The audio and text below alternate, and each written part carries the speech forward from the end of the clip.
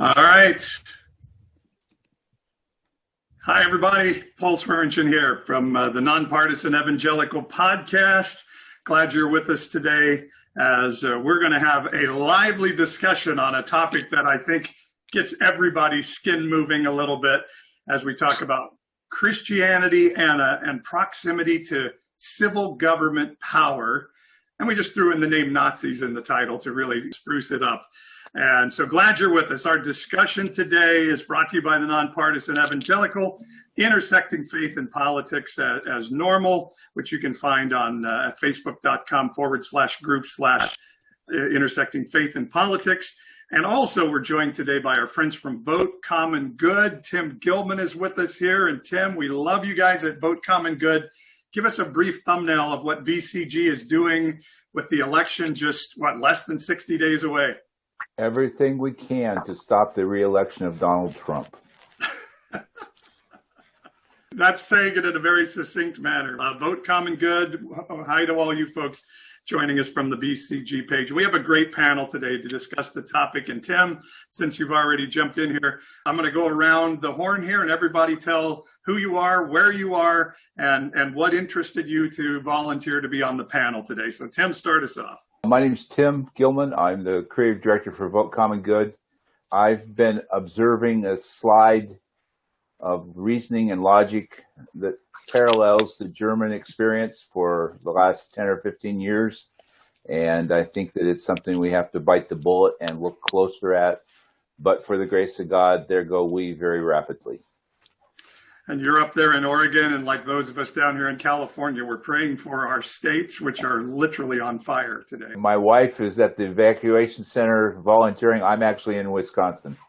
Oh, okay. Yeah, we're on the road. Yeah, that's right. You're on the road. Yes, our prayers are for the West Coast right now. And literally ash was coming down like snow here yesterday. So the fires are tremendous and scary, and it's still very orange outside. So save our land, Lord. All right, Brian, you're next.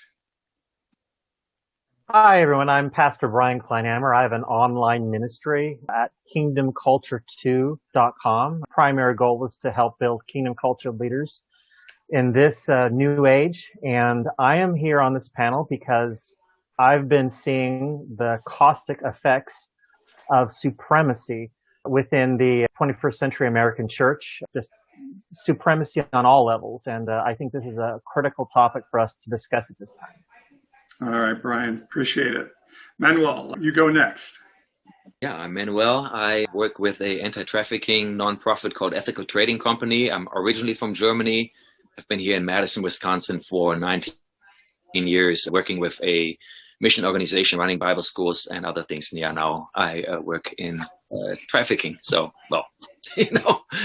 trying to work against it. Fighting against it. There you go. Yeah. And I'm interested in this topic from some studies in church history, specifically Constantine, who legalized Christianity and everything that came along with that, as well as, of course, having a Lutheran background and a German background, learning about the sins of my nation and dealing with the sins of my nation and trying to figure out how to be a nation that can bless the world. And yeah, my first thought when I became an American about a year ago was, oh shoot, now I have a whole other set of sins to identify with.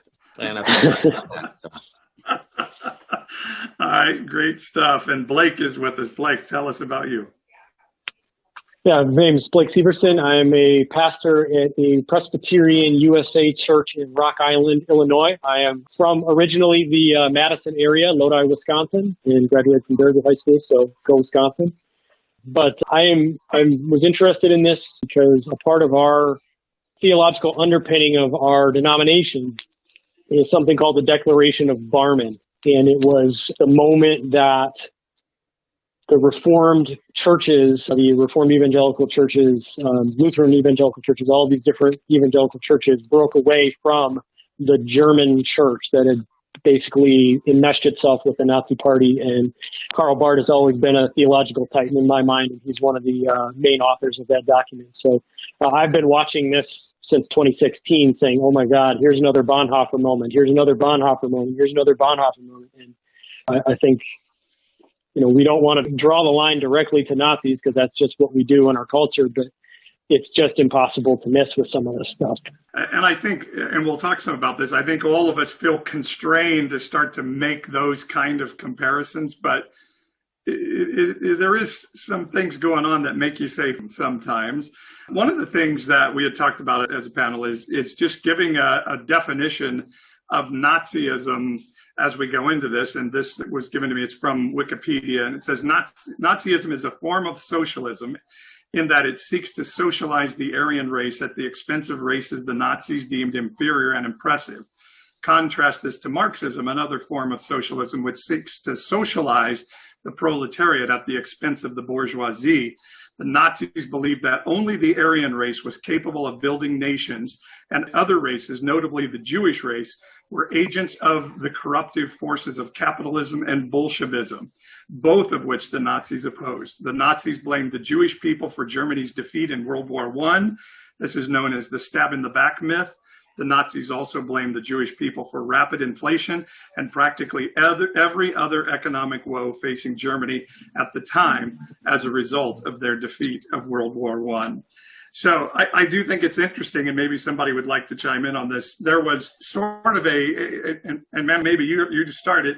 As I look at that history of World War II, it almost seems like there was a national shame, or like Germany was basically blamed for World War I. And so there was this feeling of the people of maybe we're not as good as we thought we were. And how did that play into then a Hitler coming along and saying, no, you're the greatest people in all the world? That maybe gave him some entree to the people. Yeah, it's interesting. We would study these things basically every year in school, age appropriate. And it was really interesting to see how he won the hearts of the Germans. We will make Germany great again, and we have these plans and these ideas, and all this other stuff has failed. And it's interesting to note that it was really a failed government that got him into power. There were, 3 elections within a few months, and the parliament was failed. And finally, they're like, let's give this guy a shot. And he's like, we will have to make some drastic changes for this not to happen again, and for the government to be able to work. And people were like, yeah, nope, that sounds good. We trust what you're doing. Especially, we'll get to the question about the church soon. But I think there was definitely a balm to the soul of people that out and had a proud past with great composers, poets, world changers, thinkers. We're known as the land of poets and thinkers. And here we were on the ground, and somebody came telling you, I'm going to pick you up. I think that was very attractive. So do we see a parallel with today in that, anybody? Yeah, I would say absolutely we do. I've got, being a Wisconsin boy, I've got a lot of very Trump-supporting friends from home, and we get in conversations, and it's, you've got a master's degree, I work hard, and I'm forgotten. And I also think of the Reconstruction. Germany went through a Reconstruction after the devastation of the First War, and they got smacked hard in that Reconstruction by the rest of the world. And so it crushed the economy, and the same thing was happening in the South in America after the Civil War. Eventually, they were let off the hook, and we chomping at the bit to read Heather Cox Richardson's book, How the South Won the Civil War, because it talks about the history of how Reconstruction not seen through was one of the reasons we still have this sense of the antebellum beautiful South. And so I see some connections in American history there as well, that some of the white nationalist stuff we're seeing now is so connected to this perceived slight after the Civil War that's carrying on to this day because it was never properly dealt with. We see that. And then, of course, there was the blaming of the race of the Jews. They're the problem here. We definitely know that Donald Trump likes to point out people groups as the problem. Who sees a parallel in that, or who has some thoughts about that?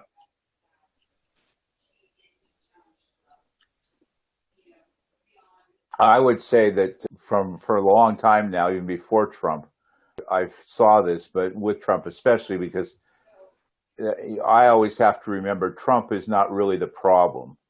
Trump is merely an in-your-face symptom of the problem. He simply was smart enough to exploit the marginalization that was already there. So we were already on a path of otherizing anyone that didn't think like we did.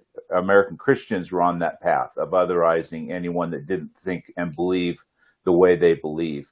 So he just simply exploited it. So I've had this conversation regarding Hitler and Nazism with many people, and I resisted a long time going there.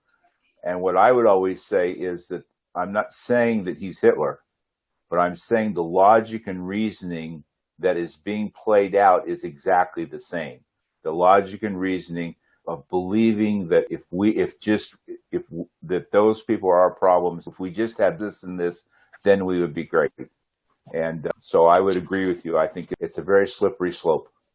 If it wasn't for those gays and elites and media and whoever, Mexican rapists and you name it. And Manuel would probably be able to comment to this far better than me, but I would almost even guess that the whole thing with the Holocaust and everything probably ended up at a whole different place than anybody even dreamed it could have got to.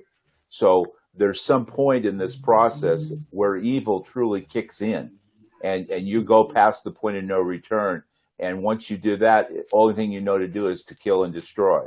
And I think that it's this exact same otherizing. And this, and I'll be quiet, is that it all goes back to a very flawed image and understanding of God. Mm-hmm. It's true. I think. Well, it's a problem. It's a problem as old as Judas, right? Judas disagreed with how Jesus was going about it. It was going to upset people, so we got to change, and we need to work with the powers, not against it. Yeah. The main thing that I've seen from the beginning was the anti-Islamic rhetoric. I remember I was in Belize at a feast thrown for us by a Lebanese Muslim. Amazing feast I was teaching down there, and CNN was on in the background. And it was the speech where he was, Donald J. Trump, call on all Muslims to be banned from entry right now. And it was such an interesting juxtaposition, being treated so well by our friends there, and the hatred that came from that rhetoric. And that was concerning to me because that was the same anti-Semitic language that you heard in Europe at that time. Mm-hmm. And that's very similar. Wow. And so, Manuel, you had started to go there before, but maybe somebody else wants to jump in. Brian, we definitely want to get you involved in here. Brian, what are your thoughts as you're listening to where we've started in this discussion? I think that where we're at right now is the result of a perfect storm of undeserved successes and unexpected failures. You've got a series of, maybe over the last 15, maybe even going back to 20 years, of a certain message that is preached at churches overall, which is love, compassion, generosity, gifts of the Spirit, all these things. And then you have a type of narrative that is promoted through propaganda disguised as news. So you would go to Sunday morning church, get all this good stuff, then you get propaganda the following evening and the rest of the week saying, if it were for them, you would be happy, you would prosper. And then, of course, that group, under the guise of they, keeps growing and growing to include anyone, Muslims, LGBTQ, liberals, feminists. And now we've got Antifa, which is the propaganda label for protesters. All of this happening as an unlikely success. The failures come from on part of journalism, where you have still corporate-sponsored journalism who does not adhere to this ideology, but is still not taking the courage to call it out and label it what it is, which is essentially a prelude to fascism. You've got big money involved. You've got an ideology that has grown that not directly confront power. You do not directly confront money. You skirt around it. Instead of saying they're lying, you say there seems to be a disagreement on the facts where the truth is concerned. And so therefore, undeserved successes, unexpected failures, creating what I believe where we are right now.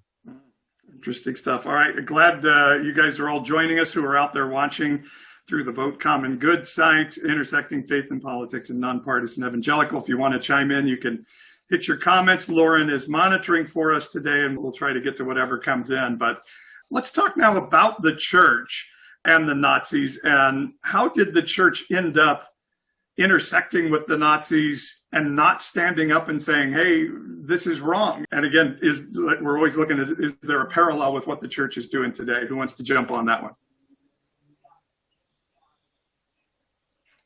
I have a lot of stuff on that, but I also don't want to control the conversation. Go ahead, jump. You jumped first, man. You'll go. Go for it. So there's a few things here. First of all, there's, of course, our hero in Germany, Martin Luther. And we have to understand, when Hitler came to power, everybody in Germany identified as Christians. Basically 100%, 99%, 1% Jewish. And 60% were Protestants, 40% Catholics. And Luther actually wrote in his book, The Jews and Their Lies, he argued that synagogues and schools should be set on fire, prayer books destroyed, rabbis forbidden to preach, homes burnt, and property and money confiscated. And he is a hero, right, in Germany, and he has done so many great things, but this is something that was embraced. This is the kind of thinking that was embraced. And then there was we talked about the political backlash, where the Weimar Republic had failed, which was more social. Anti-communism sentiment, nationalism, and resentment towards the international community, and somebody coming in and saying, I'm going to make you great. But I want to read you a statement here that Hitler, the Nazis, had as part of their platform. And it says, we demand the freedom of all religious confessions in the state, insofar as they do not jeopardize the state's existence or conflict with the manners and moral sentiments of the Germanic race. Mm. The party as such upholds the point of view of a positive Christianity without tying itself confessionally to any one confession. It combats the Jewish materialistic spirit at home and abroad, and is convinced that a permanent recovery of our people can only be achieved from within on the basis of the common good before individual good.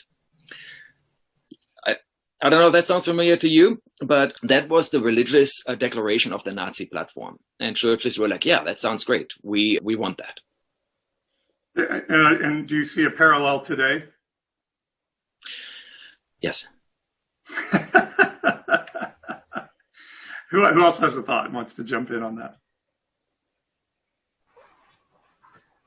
You guys are all being so gracious to each other. I think I had that quote marked as well in my work in a church. The great fear of churches seems to be that they'll be irrelevant. And with this great movement happening in Germany, there was a clamoring for relevance. And with Hitler then giving this olive branch, you can be whatever faith you want to be as long as you don't get in the way of Germany. And then also starting to create, there was a church party. He started doing basically super PACs to get elections that were motivated by people in the pews. People were getting pulled in to be able to make sure you vote for this person, for this thing. And it gave them power. And that's the core of this, is that clamoring of the church to have power in the world. And we talked about a misunderstanding of God. I think, Tim, that was one of your comments early on. I think also when we hear the word kingdom of God, there are some very specific things that pop into some people's minds when they think of the kingdom of God. They think of power, and they think of death and destruction of all of God's enemies. And it's a very violent, aggressive thing. A friend of mine sent me a quote from a new book, Jesus and John Wayne. And evangelical support for Trump was no aberration, nor was it merely a pragmatic choice. It was rather the culmination of evangelicals' embrace of militant masculinity and ideology that enshrines patriarchal authority and condones the callous display of power. Manuel, I would guess that sounds a little familiar to 1930s Germans. They were humiliated. And Hitler came in and said, we can make you powerful again. And this is how we're going to do it. And people were there for it, as the kids say. They were ready to do it. So they jumped on board. And one of the things I read about is that they were using the great Norse sagas and all of these really epic tales to tell the tale of Aryan power and supremacy. And I spend my fair share of time in some pretty conservative evangelical spaces, and they're not telling the Norse sagas, but they're telling some pretty powerful tales of white men doing grand things. So it was primed. The pump was primed in America. Wow. Now, we don't have to be wimpy like those elites want us to be anymore. The whole metaphor of a spiritual battle has not been our friend. I grew up in this spiritual warfare. We're doing battle. We're the army of God, Christian soldiers, all that rhetoric. That's not a good metaphor for the journey, because like what Blake just said, I even struggle now even saying the kingdom of God. It just doesn't set well with me because of the fact of what's implied in a kingdom, because that's not what God had in mind, I don't think. So it is very true. We've been groomed. Mm, yeah. By the way, Kristen Dumais, the author of that book, Jesus and John Wayne, I did a podcast with her a while back. People can find that on the NPE podcast website. Very interesting discussion of how masculinity has been portrayed in the church and how it's played into some of these things. I don't know if anybody, and we may have already answered this a little bit. Ronald on the website has asked if we think the current teaching of the fundamentalist church fits with fascist ideology. Agree, disagree? Anybody want to chime in on that? I think it unofficially does. I think, Blake, you hit it right on the head when you were talking about violence and pursuit of power. It's unseemly to say we need to be in charge for Jesus. Instead of saying that, we say, no, we need to change the laws, and there's no greater law to change than the anti-abortion movement. And once we do that, we will be helping establish God's kingdom, and he will be pleased with us. But in pursuit of that, you have the allowance and the justification of nearly every other form of evil you can imagine in pursuit of that one goal, with absolutely no plan of what to do after this goal may be achieved. What comes next? How do you clean up the mess of everything you partnered with in order to make abortion illegal? And so you've got this unspoken set of new doctrines of what is permissible and what is not. And it's surprisingly, there are a lot of things that are permissible, and depending on who it's from and depending on where they are going to take the church once we give them power. That's a really interesting point, Brian, because to get abortion banned, we have to get power. We have to be in charge to make that happen and make America great again. And those who don't know history are doomed to repeat it. Manuel, I know you have some thoughts on it, but the church cozying up to power for good ends is really not a new development, is it? Not at all. We were talking before this started, right, about Israel wanting a king to be like all the other nations, and God's that's not good. You're rejecting me, but I'll give it to you. But even more so, I think we see this in Jesus' teachings. I've got to find the quote here. I have it somewhere. It's in Matthew 20, 25 to 28, where Jesus says, he calls them together and he said, the rulers in this world lord it over their people, and officials flaunt their authority over those under them. But among you, it will be different. Whoever wants to be a leader among you must be your servant, and whoever wants to be first among you must become your slave. For even the Son of Man came not to be served, but to serve and to give his life as a ransom for many. And we see this when Jesus is tempted. We gloss over that. We're like, well, he was Jesus. Of course, Satan didn't stand a chance. But Hebrews doesn't talk about it like that, right? And I have this interesting quote here from Reverend Frère Mariano Perón, who is a Roman Catholic priest in Madrid, Spain. And he talks about the temptation of Christ. And I found this very telling. He says, the devil is more subtle and offers tempting possibilities of being the Messiah, using power to turn the stones into bread for his own benefit, recurring to political or economic power, in the end to Satan's power, to implement the kingdom of God, or reducing his mission to a display of personal prestige or exaltation. In all three cases of the temptations, Luke anticipates the same temptations the Christian community will have to face throughout its history. In all three cases, the only weapon Jesus uses is the word of God. And historically speaking, you see a shift in the 4th century when Constantine becomes a Christian, whether he was really a Christian, but he was in a battle and he had a vision where he saw a cross over a sun, and it said, by this sign, conquer. and conquer he did. And when he became emperor and actually pacified Rome as a great statesman, he went ahead and issued the Edict of Milan. And if you're a Christian at that time, that was a wonderful thing, because you went from severe persecution, your property taken from you, to somebody returning it to you, making people do reparations, making Christianity equal with all the other religions in the Roman Empire. And then later, the next emperor issuing the Edict of Thessalonica, which actually made Christianity the state religion of the Roman Empire. So if you think about it, you went from being persecuted, from being slaughtered for your faith, for living how Jesus actually instructed you to live, to now holding political power and advantage. Constantine, he became a saint in both the Eastern and the Western church. And he wasn't a great guy. He killed his wife, he killed his son, but he had power and he gave it to you. And Charlemagne, who was a great king in Europe, walked in that same spirit. And one thing that happened close to my hometown in Paderborn was he came through, he won the battle, he put priests in place. The people didn't like the priests, they killed them. So he came back down and killed the people. And then he asked the question, does anybody else not want to accept my priests?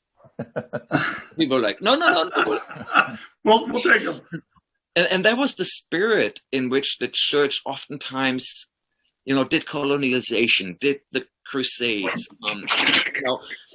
and evangelism, where like, who wants to accept Jesus? Now we're not interested. Anybody else not want to accept Jesus? And so what I'm saying is, when that happened, Christianity lost its heart. It lost what it was meant to be, the transforming power.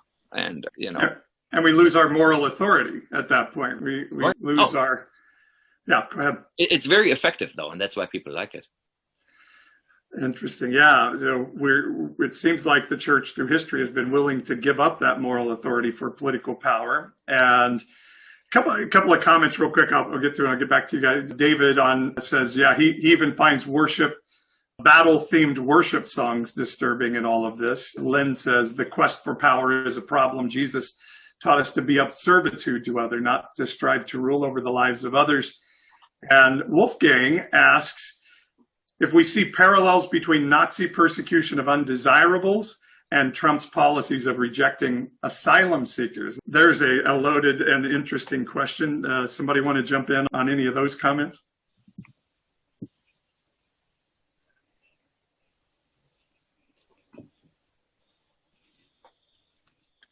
Well, I saw the battle-themed songs comment and initially nodded my head that the Bible is the Bible is pretty rife with those topics. With Jesus is pretty clear that we are in a spiritual battle. But I think, as in all things similar with the conversation about the kingdom, we put our human twist on those words and define it in a certain way. Jesus was in a battle with the forces of evil, and he said so, but he chose to fight that battle by dying instead of just laying waste to everything that he saw, which he could have done. But it's to me, it's more about testing the spirits. It's one of the things that Paul says, and it's one of the things that the Declaration of Barmen talks about, is testing the spirits. When you hear somebody say, let's be powerful and great again, and that means putting people in camps, invading Poland, and trying to take over the entire world, let's hold the Bible up and say, I don't know if this matches anymore. And so when we think about our battle discussion and some of those admittedly aggressive terms that we find in the scriptures, I think it's important to look at the whole rest of what Jesus did and what the scriptures tell us to know where we are to go with those things. Wow. That's such an interesting point. And I think it is important for us to point out again, like Tim said earlier, nobody here is saying President Trump is Hitler. We're not making that comparison. What we're trying to say, is there anything that should make us stop as Christians and say, whoa, something is happening in America that we don't want to go there? Because the end result of that in the past of history has been really ugly. In the case of history, Constantine, Hitler, and many other places as well. The Roman Crusades, another example of where power and the pursuit of power and I think the pursuit of saying others are in the way of God's good work gives us permission to do some things. And so patriotism was a big part of Nazism, of the race. And patriotism has now become a big thing in our churches, that we celebrate July 4th in a big way in our churches, and we celebrate Memorial Day. So what is the danger of patriotism? And even the question that we had laid out for the group is, does patriotism feed into eugenics in any way? Does anybody see that there's a tie of patriotism being of a danger to Christianity? I think that patriotism without borders or without a fundamental definition will lead to nationalism. And nationalism definitely, I believe, leads to eugenics. What I've noticed is that there is an impossible... Brian, let me jump in real quick. Define the difference. What's the difference between patriotism and nationalism? Oh, I don't know the actual definition, but from what I've seen, patriotism means loving and supporting your country. Nationalism is believing that your country is superior to all other countries in the world. And that superiority affords a certain privilege on a global scale. Awesome. Good definition. All right, go on. I interrupted you there. No problem. I see an impossible conflict of covenants. I see the church standing in the center of the new covenant, which allows us grace, mercy, compassion, and every good gift from the Lord, because we are part of the new covenant. But I see the church placing everyone else on the outside into the camp of the old covenant, which affords them condemnation, judgment, and all the things that went part and parcel to those who sinned under the old covenant. And as it's impossible to coexist in both covenants, you choose one. And what I think the church doesn't realize is that when we claim to be in the new covenant and put everybody else in the old covenant, we ourselves are stepping outside of the new covenant grace and protection and putting ourselves in that very same camp. Interesting. Tell me more about that. Is that what it makes me think of? And you tell me if this is what we're talking about. Bill Clinton cheating on his wife taints Bill Clinton's presidency and his right to be president. Donald Trump cheating on his wife, he's commander-in-chief, not pastor. Yeah, it's that tribalism where if we're all agreeing on these people are working for God and these people are against God, then what they do or say really doesn't matter. We've already justified Donald Trump in everything he has done and is about to do. And we've already condemned, look, in hindsight, we've already condemned Clinton and likewise any Democrat who happens to be in that office. Tim, you wanted to jump in. Yeah, I think that not to beat up the whole thing, but it goes deeper back to our understandings of God. And Western colonial Christian civilization has dominated the earth not because of God's blessing, but because of blood, sweat, and tears, and they took whatever they wanted whenever they wanted it, telling us that it was God's blessing. And so for me, once I realized that God valued and is invested in Russian success, China's success, Slavic people's success, Germany's success, Cuban success, that we're all equal in God's eyes. Not Islamic success, though. Oh, no, I would put them in there too. They're just trying to figure it out like we are. But what I'm saying is once it dawns on you that God values and loves them all, what you're doing is you're going to war and you are justifying destroying God's creation. And see if and once that sinks into you, it all falls apart, because even in America, we aren't great because of God's blessing. Now, in saying that, there obviously are people of faith in the country who follow God. I'm saying systemically, we are not great because of God's blessing. We're great because we went to war and we took whatever we wanted, and we cheated and we lied and we spied and we just did it all. And most of us don't know the half of the stories. So that's the kind of pill that is so hard for people to get down to, because if you realize that God loves the people, if God loved those people in Hiroshima and Nagasaki as much as he loves you and me. Is there some aspect of us being the new Israel then? Like our enemies are God's enemies and vice versa? Oh, I try not to have any enemies, but we see ourselves as Israel. Certainly, Yeah. Sorry, I'm laughing. That's a whole nother can of worms. Wolfgang said here that he believes the flag of the United States is worthy of respect, but should not be in our church buildings nor in our hearts. Lots of good comments coming in. Blake, were you going to jump in there? Yeah, listening to what Tim said, I would say that the church has learned its lesson well from America in the way that we do things, similar to the way that Israel learned they wanted a king from looking at the nations around them. And throughout history, we look around and say, ooh, I want that shiny thing right there. I think the church has learned its lesson. And one of the most striking parts of the Barmen Declaration, this resistance document from the kind of breakaway evangelicals in Germany, was this statement. Based off of the scripture, fear God, honor the emperor from 1 Peter 2:17. We reject the false doctrine as though the church, over and beyond its special commission, should and could appropriate the characteristics, the tasks, and the dignity of the state, thus itself becoming an organ of the state.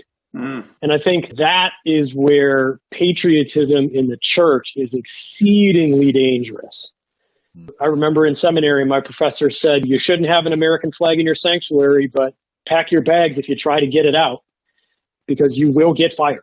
And it's true. Every church I've been in has had the Christian flag, whatever that is, and the American flag on the other side of the sanctuary. And it's so deeply ingrained in our politics. The Presbyterians claim that we invented American governance because of our church governance was modeled, or the American form of government was modeled after us. But I think the way that we go about clamoring for power echoes that we have learned a lesson or two from the American government. It's just, I think that quote from Barmen is really prescient for this time that we're in. I see a lot of people wishing that we were a theocracy, and that's not what we're meant to be. I think it's worth mentioning here. I always love the word tension, and I think we can live in the tension of, as a colonial power, the United States has been fairly benevolent in comparison to some other world powers in history. We are a good people, I think, a good-hearted people. We want to be good. And so I think we can acknowledge some of the good that's been done in the United States and love our country and still want it to be better and make sure and I think that's what we're talking about here is, hey, we can love the country, and love of the country says, let's not go where other countries have gone in the past. Let's not let that happen. And so in that spirit, if you were alive in Nazi Germany, and it's easy for us to look from now and say, but just think about this. What would you have done in Nazi Germany? And is there anything similar that you feel a tug toward in today's age along those same lines? I heard one friend the other day said, if you always wondered what you would do in Nazi Germany, what are you doing now? Oof. So I hope I would resist and stand up and be aware. The other challenge is this is such a life journey kind of thing. We all have gone through our religious ringers.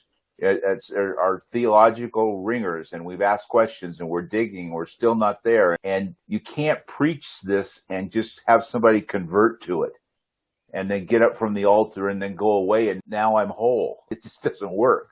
And so I think that's the hard part. But I think that's a good question because we're there. We're closer than any of us really realize, I think. Well, that's a big say. Who do you guys think we're there or on our way there? And what would you have done back then? And what are you doing now? I mean, it's interesting. I have so many thoughts about that. So I'm from Germany, and I think we have a question later how we dealt with stuff, with our guilt. We wouldn't have flags up. And I came here September 9th, 2001 for the very first time to do my Bible school, 2 days before 9/11. And all of a sudden there were flags everywhere. And I was like really freaked out because like in my country, that is something you just don't do because of what it means. And recently I've been posting just a few things about, and anybody that has watched anyone's comments on Black Lives Matter, is going to be shocked at what people actually think and how convenient it is that you can blame the organization to be Marxist or anti-Christian, so you can relegate anything they're doing and not be part of it. And that is, in a sense, what I see the German church did. They saw themselves as the pillar of German culture, or a pillar of German culture. And they took the path of no protest and just be quiet and keep your head down and don't speak up. And there's parallels that I see here, and I think it's the spirit of dehumanizing your enemy. If you dehumanize a person, you can now do with them whatever you will. And I see that in the church. I see a church that wants to have political power to make people live a certain way, sometimes because they believe that if you don't live a certain way, everybody will not be blessed.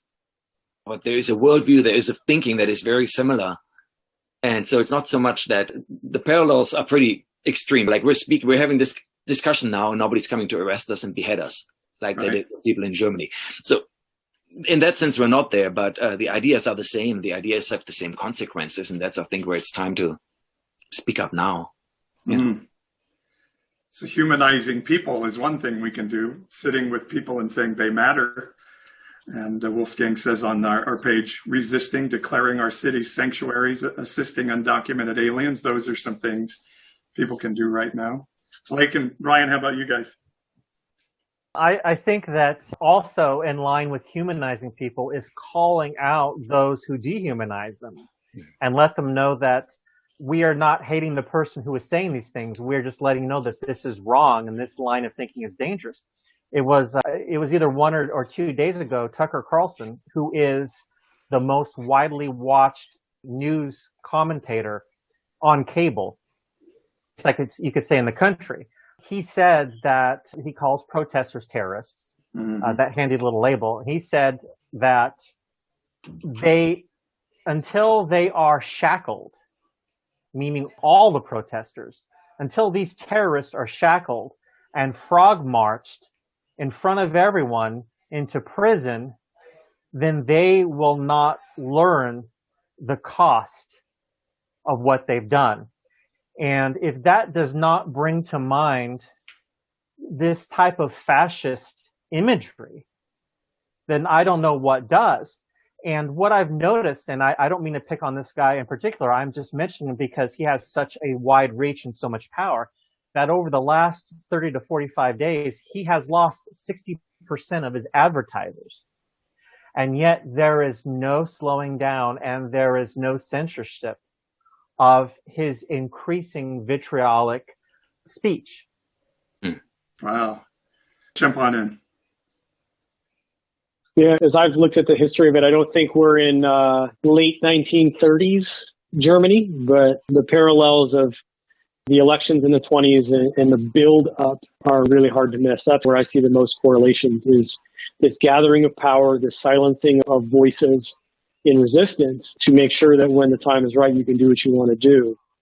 And I definitely feel that. I tend to be on the idealist side. I've had a running conversation with a friend of mine about whether or not we're there. And she's adamant that we are. I'm adamant that I don't think we're there yet, because I just want to hold out hope that we're not in the midst of that level of evil. But in terms of what I would be doing, I have to be honest that I do not know. I've got a family, as did all of the people in Germany. And, you know, one of the things that I came across in my research was this Prinzip, the idea of the one leader and then everybody below him is a leader and they're responsible for their job. It's why the Nazis in the Nuremberg trial kept on saying, I was just doing my job. I was just doing my job. I was just doing my job. It separated them from the things that they were doing. They were just being good workers. They were just being good this. And I grew up in a different culture from that. If that was what I was brought up in, if that was the surrounding culture of what I was known to be as a person, I think it would have been hard to say no. And that's just me being honest. I'm not going to say I would have been throwing dynamite in tanks and doing all this stuff, because I don't know that. I'd like to think I would, but what I'm doing right now is I'm having conversations with people that I know disagree with me as often as I can. I had one with a staff member at my church, and a lot of Presbyterians are lamenting the loss of the young people and why won't they come to church? And one of the things I said to this person was, it's because we will not own the part we have played in all of this. people know that when you tell a church member, hey, Presbyterians were part of the core of expanding slavery theology in the South. Oh, no, that's not us. That's not us. That's not us. I'm like, no, it is us. And people know it's us, and they won't take us seriously and respect any other opinion we have until we own that it was us. And we've got to be able to take those licks, so to speak, and own where we screwed up with the Crusades, own where we screwed up with our support of slavery, own where we screwed up. A lot of good, faithful Christians that look a lot like the people I see on Sunday mornings when we were still in buildings that were in those German churches that just thought they were doing the best they could with what they had. And as much as we want to villainize them, that is the very thing that is driving people towards these power politics. When you're the villain, you go with the most powerful team so you can win. So I think it's important for us to not only humanize everybody that's being dehumanized by these powerful forces, but to humanize the people that are blindly following along with it. Because come what may, in November, we still got to live with them on the other side of it. They're still going to be our neighbors. They're still going to be in our churches. And we've got a long time to go with these folks. So it's important that we show that love to them as well, even if we vehemently disagree with the way they think the country should go. Yeah. Love that perspective, Blake. What would signal to you that we're there? If we're not there yet, what would be a signal that we're there? Can you define that? My friend keeps on asking me that. Hindsight is 20/20, and here we are. So maybe that means we're there. I don't know. I think the fear is we're there and we don't know that we're there. It's, at what right. point? Yeah. Go ahead. Go ahead. No, I'm done. I have to steal a Bill Clinton line. It depends on what the definition of there is. Very good. Because everybody would have something different. The other thing too, it's hard for me at least to imagine, and Blake touched on this a little bit, imagine what I would do in Germany, because although my ancestry has some German blood in it, I wasn't there and I wasn't a German at the time, and being faced with the hope, the dream. So I think the biggest thing in this whole thing is there's a lot of well-meaning, intended people that just go with the flow. And even when you're talking about Carlson and these guys that just throw this rhetoric around, they don't realize the power of their words. And I'm not a big Satanist type person, but there is evil, and evil shows up in those fissures. Evil shows up. So somebody like Trump can blather on and be just blathering, and he doesn't even know what he's saying. But when it falls on ears of people who are marginalized, feel left out, feel neglected, feel like they're nothing, feel like everybody's against them, nobody listens to them, those words take on a whole different context. And I think that it's just important to remember that it's like handling eggs. Yeah. So Kathleen, I just thought of I thought of the sign. If he gets reelected, I think we're there. And it's simply because I think about all of the things that he has done, all of the reasons he has given to not be allowed to be president again. But that offer of power is still there. Yeah. And if that offer is enticing enough that the American people elect him again through the mechanics of our form of government, that's when I think this is a runaway train now, because then it's going to be Donald Jr. in 2024 or Ivanka, first woman president, and it'll be this great thing. But because he knows that he can't lose power based on all he's done. Yeah. So that's what would do it. Yeah. I think also that if I look at my own spiritual formation and my own life, when I was a teenager, I was very attracted to some of these neo-Nazi ideas. I actually had a cousin who was a neo-Nazi and was very convincing. And I had a hatred for certain foreigners because of personal experiences. And it took a lot of grace to get out of that, to make me a lover of nations and people. And so in my formation as a 17-year-old, I think I would have ran into the war full of pride. Now that I understand the value of people and what has happened, and the way that changed was actually, I had a friend in youth group who was from Ethiopia, a refugee who was deported. And I went to see him at 4 a.m. when he was deported. He was put in a police cart like an animal in a cage. And I was like, oh my goodness, I've been saying that's what I want. And here's this happening to my friends, and completely wrecked me and changed my life. And so now I'm standing up for those that can't defend themselves. I understand the heart of the Lord for those that can't defend themselves. But with my own story, I realized the need for humility. And I actually have compassion for those that are stuck in these thoughts of nationalism, of wanting power, because they're also made in the image of God. And it's such a tension because I grieve over that. At the same time, I hate it. It makes me very angry. And then I see it in my own formation. I think that what we're lacking is humility and an admission that there's things in my mind, in my thinking, that actually are even potentially racist. And being anti-racist means to go against those things and understand those things and learn those things. But I think in our culture today, everybody is so quick to point fingers. Those are the bad guys and I'm the good guy, and it's all good and all bad.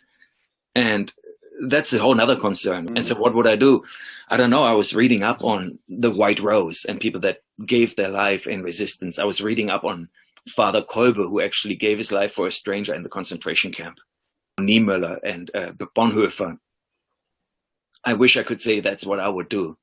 And here I am, afraid sometimes posting my opinions because that I think are important, because I'm afraid I may lose some mission support. You know? Yep. Such a good point, Manuel, and thank you for that, for the point on humility and the fear. We have Kathleen, who is saying she keeps getting told to be nice and stop arguing, and she says, I'm not going to do that. I'll not be silent. And I think there are the people you're talking about there, Manuel, who this is all they've heard in the evangelical church all their life, and they believe this is God's heart. And so some of us, like you guys are very courageously doing today, have to speak up and say no to that.